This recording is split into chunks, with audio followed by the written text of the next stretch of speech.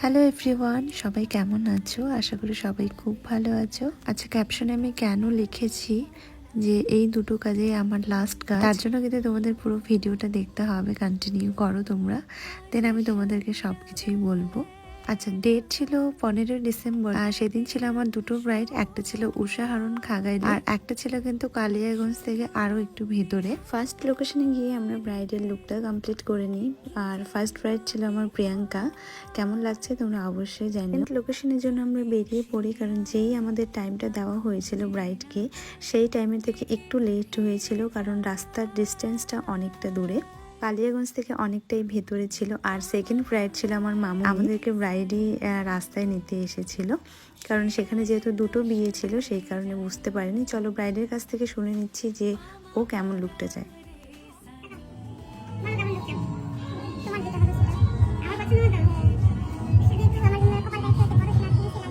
ওর লুকটা ও কেমন চায় সেটা তোমরা শুনতেই পেলে।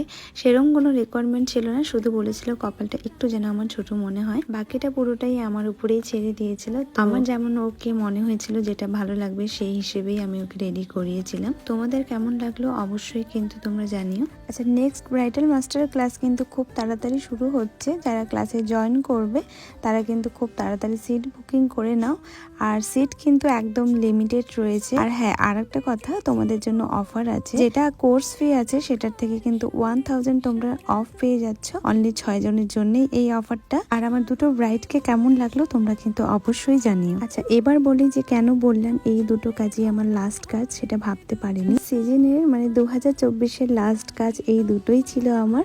আবার আসছে 2025-এ, মানে নতুন সালে নতুন কাজ নিয়ে। আচ্ছা, আমার তরফ থেকে সবাইকে অ্যাডভান্স হ্যাপি নিউ ইয়ার। সবার গোটা বছর যেন খুব ভালোভাবে কাটে।